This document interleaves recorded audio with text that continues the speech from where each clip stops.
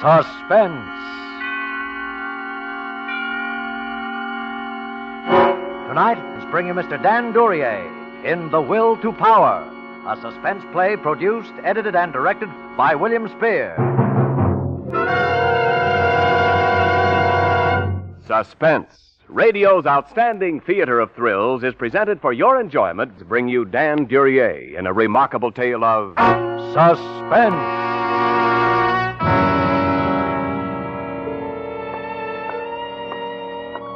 I walked over to the safe and began to dial the numbers. Before I snapped it open, I turned round to look at him. He was leaning back in the easy chair at the end of the room. His greasy face was covered with a shrewd smile, and he poured a revolver in his right hand. Come on, get it open. The gun looked like a model they stopped making in 1900. A .22 with a 2-inch barrel. There were about 40 feet between the safe and where he was sitting. Unless that guy was an Annie Oakley, he couldn't hit the broadside of a barn from that position. And with that gun... All right, quit stalling. Open it. I snapped open the little safe, and there it was. I could see Special Super 38 Automatic stamped on the blued surface of the slide.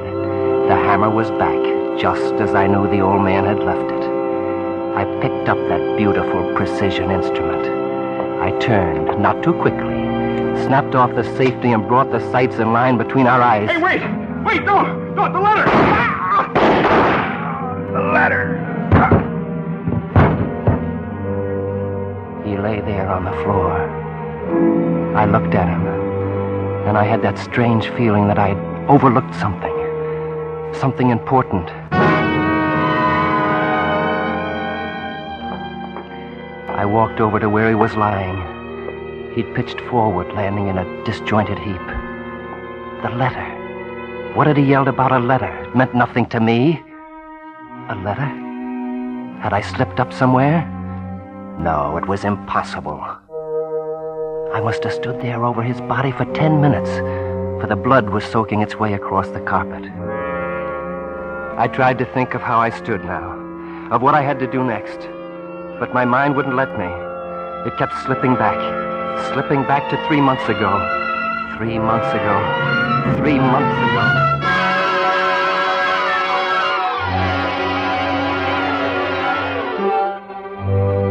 Old man Donovan was in a pretty bad mood that night. He and his wife, Roseanne, were scrapping. They stopped as I came into the living room. That's final. Oh, Charles, come in. Hello, Charles. Hello, Mrs. Donovan. I finished going over these papers, Mr. Donovan. Ah, good. They look okay. Yes, sir? Have you seen Mrs. Donovan's bank statements around anywhere? No, I haven't run across them. Oh, she's been overdrawing again. We've got to get this straightened out once and for all. I tell you, I haven't been overdrawing. How many times do I have to tell you? Don't argue with me. Charles, will you see if you can find them somewhere? I don't know where they are. Well, of course you don't know where they are. Look for them. What do I have a private secretary for? Yes, sir. Yes, sir. I'm going to bed now. I want those statements in the morning, do you understand? Well, good night, Roseanne. Good night, John. Charlie, Come here. I can't stand it any longer. I can't live in the same house with him and see you around every day. Now, is that a nice way to talk about your ever-loving husband? I tell you, I just can't stand it anymore. Yeah, this is no good. He's going to talk down to me once too often. I've got to get out of here before that happens. That's what I've been telling you. Charlie, let's run away. Take a plane to South America tomorrow. We could be together from then on. Let's do that, Charlie. I have a little money, and I have my jewels and the furs. We could get along. Let's do it. Let's call for tickets now. Run away? Look, Charlie, isn't our happiness together the most important thing? Let's just leave him. We could go to Mexico. He loves his bank books and bank statements and stocks and bonds more than me anyway. Can't we do it that way? Can't we? No, baby. We can't. Well, what are we going to do? I can't go on with him. What can we do? Charlie? Yeah, baby. That's it. You're reading my mind. Oh, Charlie, that's... That's the only way. Is that what you want to say? I don't know. I don't know. But I know, baby. You haven't got a thing to worry about. You look beautiful in black.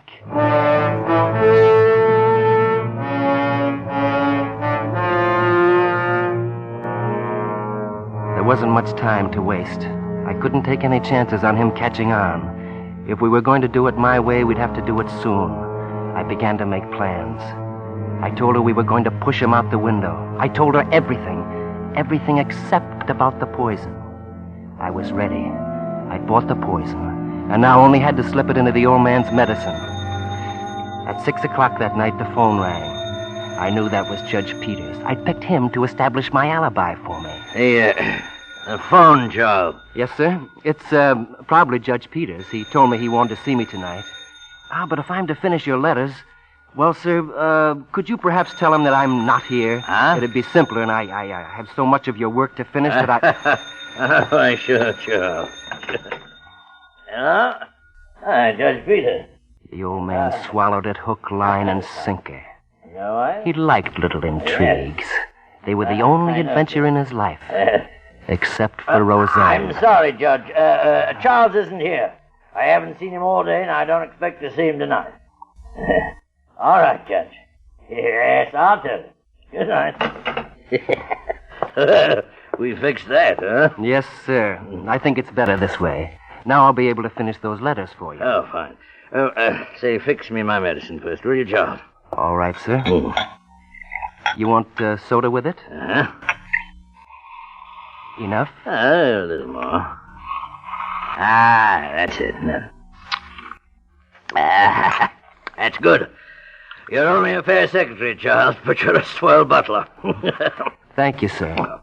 Well, I'll get busy on these reports. Take him down to your room? Yes, sir, I can work better down there. All right. Oh, I say, make a note to dump my consolidated steel bonds tomorrow. Yes, sir. Don't you worry. I'll take care of everything tomorrow.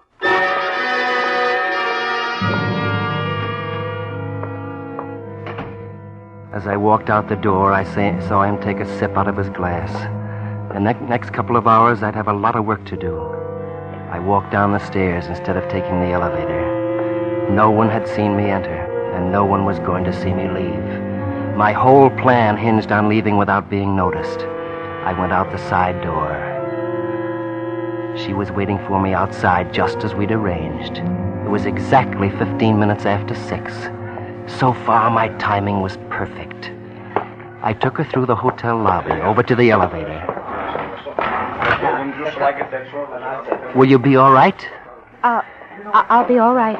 Oh, boy. Yeah. Will you see that Mrs. Donovan gets off at her floor all right? She's not feeling too well. Yes, sir. Thanks. Oh, say, do you happen to have the time? My watch must have stopped. Let's see. It's 20 after 6. Thanks. Thanks a lot. I'll be up in about an hour, Mrs. Donovan. Going up.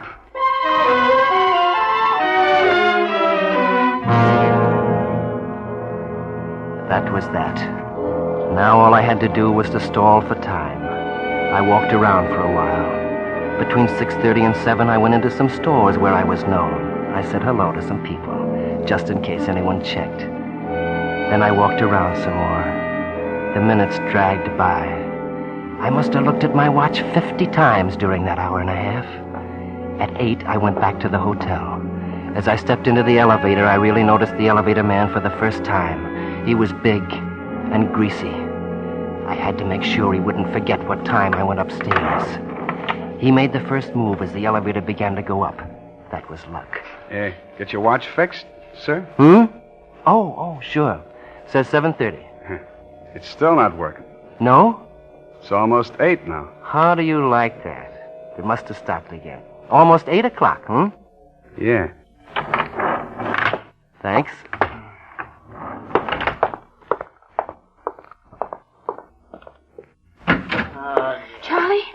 Charlie, where have you been?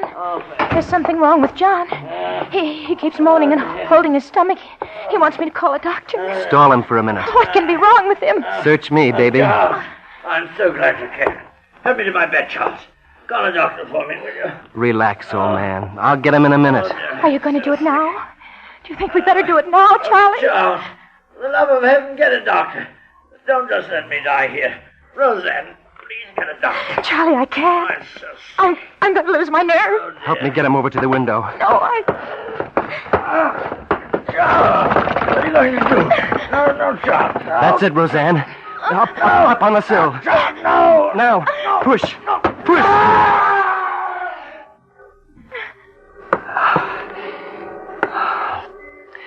You know everything now, don't you? I just come in. He fell. We were on the other side of the room. There was nothing wrong with him before the accident. Get it? Get it? Yes.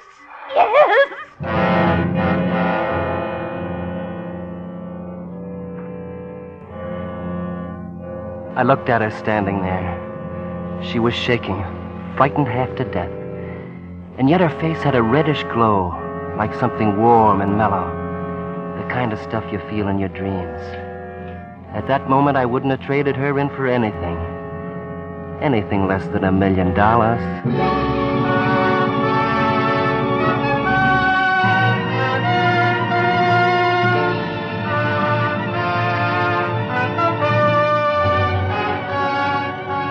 For Suspense, are bringing you Dan Duryea in The Will to Power.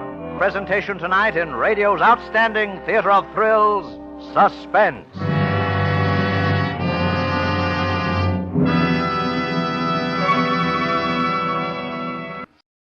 And now, bring back to our Hollywood soundstage Dan Duryea in The Will to Power, a tale well calculated to keep you in suspense.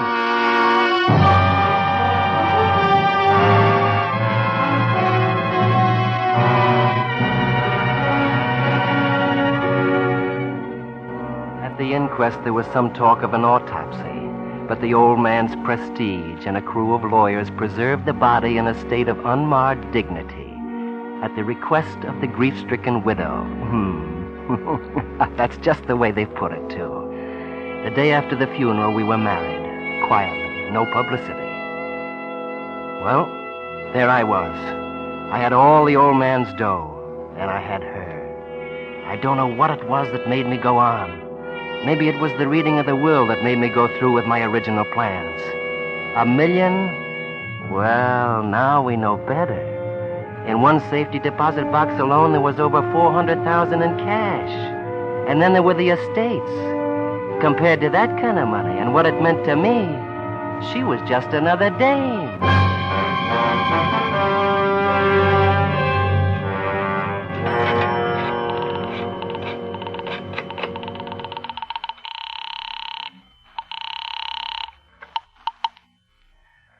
Hello, Lieutenant Braden speaking.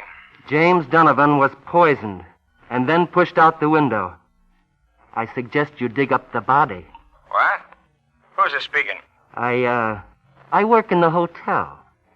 The night before Donovan was killed, his wife threatened him. Ask anyone on the floor. They'll tell you how Donovan and his wife always fought. Now, look, suppose you come down here. That's all, Lieutenant. Dig him up.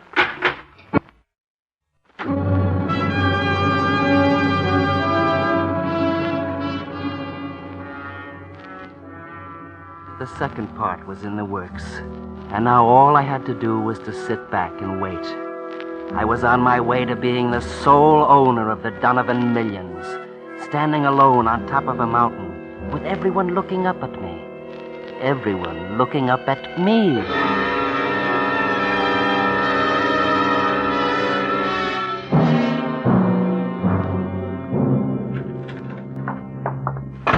What's the idea dragging us down here, Lieutenant?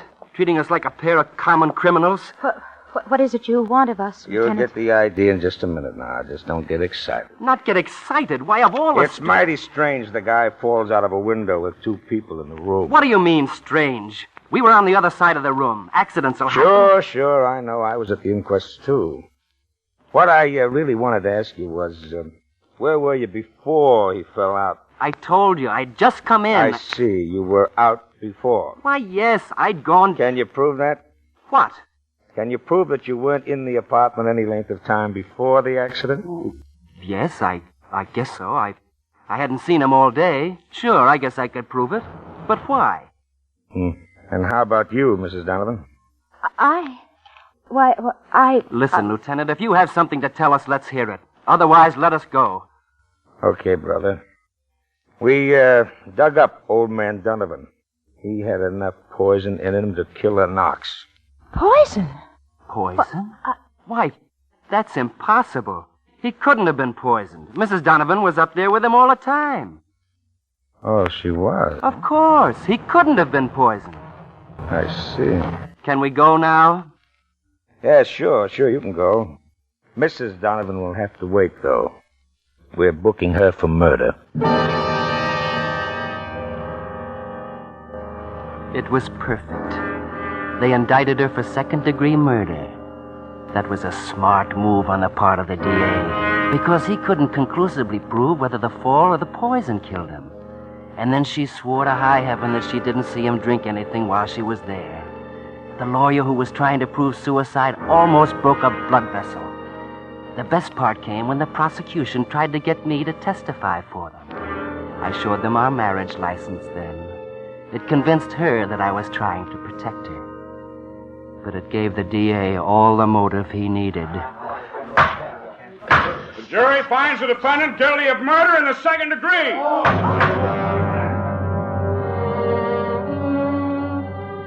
There was only one more step left. I had to face her in her cell.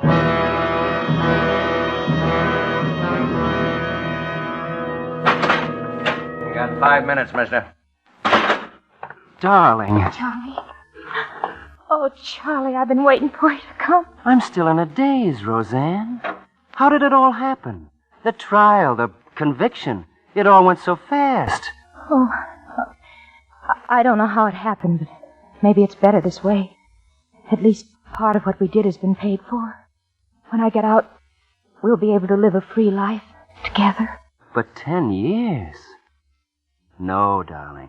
I'm going to tell them. No. I'm going to confess everything. I'll do that rather than see you wasting away in prison. No. No, you're not. You'll just be trading places with me. It'll be punishment enough if we're deprived of each other's love. No, Charlie, this is the only way it can be. And 10 years isn't so long. And I know you'll always be mine, no matter where I am. Yes, darling. No matter where you are, I'll always be yours.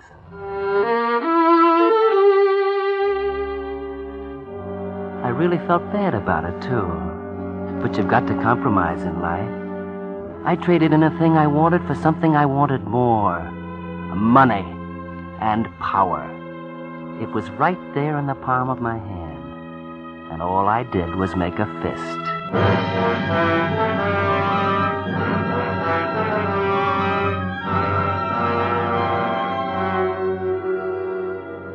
I headed up to one of the old man's hideouts in the White Mountains then to let things cool off. There I wanted to plan all the things I'd do during the coming weeks. It would have been a great time, except for that phone call. Yes? Hello, Mr. Ross. I was reading about Mrs. Donovan's trial, Mr. Ross. Who is this? The old man was really poisoned, huh? And you running off, leaving your wife to take the rap. Who is this? Tell you what, for 25 grand, no one will ever know about you sneaking out of the apartment that day. I think you'd better come up here and see me in person. Okay. I'll be up tomorrow night at 9. Why not tonight? You'll be there if you know what's good for you, brother.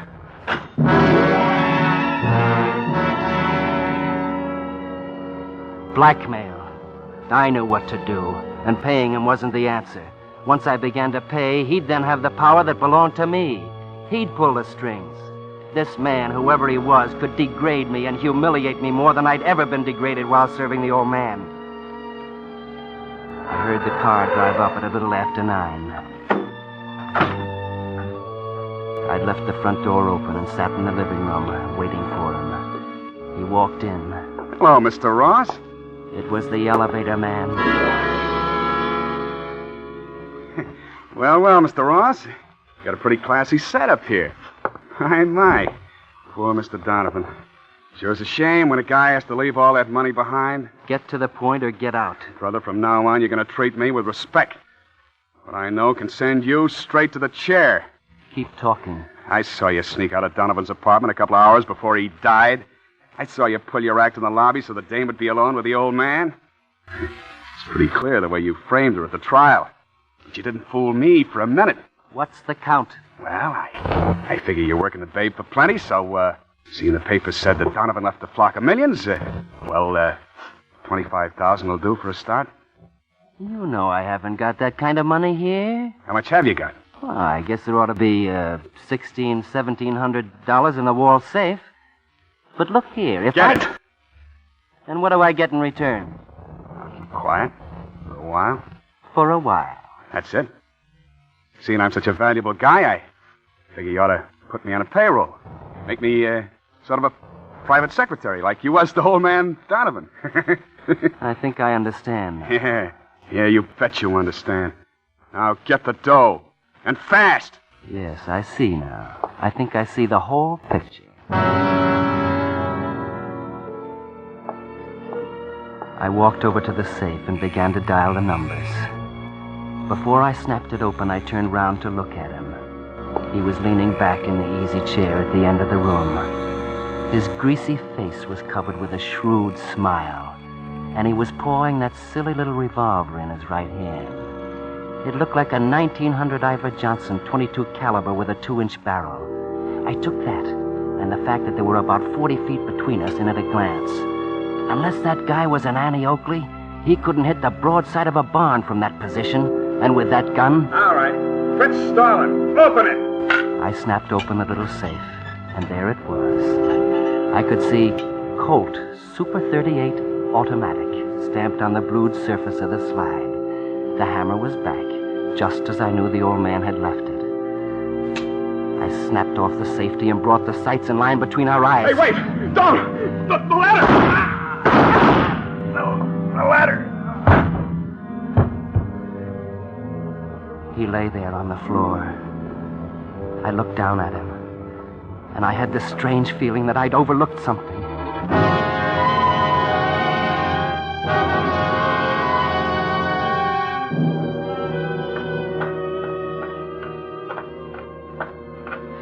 I'd hidden his car in the garage and gotten rid of the body.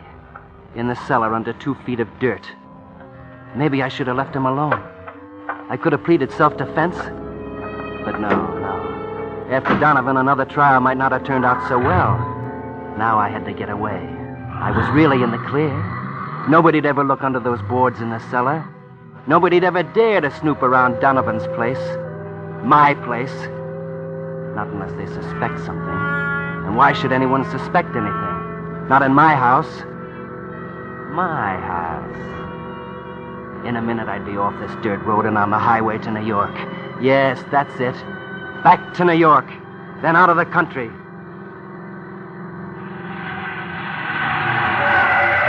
What the... Hey, you... How about pulling out of the road and letting me by? You seem to be in an awful hurry, mister. Who is it? Why don't you... How about letting me see your driver's license, huh? Well, if it isn't Mr. Ross. Why, Lieutenant Braden, what's the trouble? Oh, no trouble at all. As a matter of fact, I just came up here to talk to you. Sort of a social call. Well, right now I'm going to New York. I mean, I can't. You see, Lieutenant... You know, Mr. Ross, I never had a chance to talk to you after the trial. I got a little theory about Donovan's death.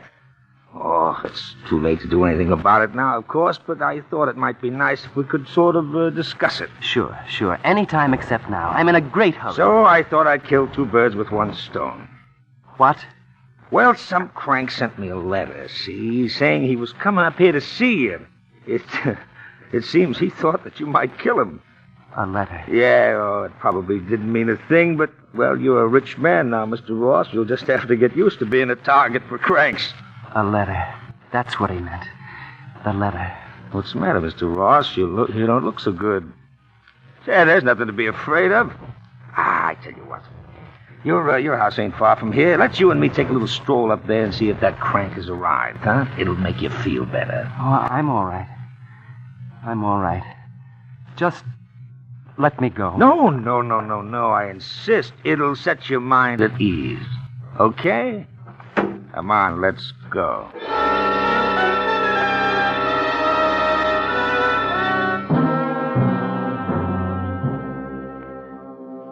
The cop didn't have any trouble finding him at all. I guess Roseanne will get the money after all now, when she gets out. It's too bad, really.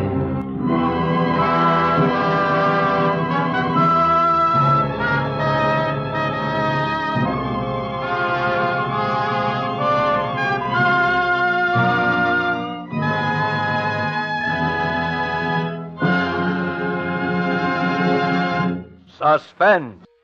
This is Ken Niles returning to our suspense microphone with the star of tonight's play, Dan Duryea.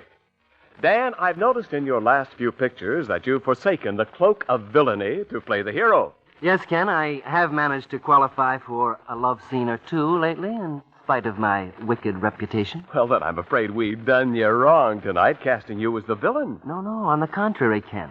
I don't want to be a hero on Suspense. Look at what happened to the good guy tonight. Poisoned. Pushed out of a window in a couple of minutes, flat. Well, maybe you're right, Dan, but heel or hero, for your fine performance tonight, you rate a reward. Thank you, Ken. And good night. Thank you, Dan Duryea. Tonight's suspense play was written by Frank Talbus. Next Thursday, same time, Suspense. Produced and directed by William Spear. This is CBS, the Columbia Broadcasting System.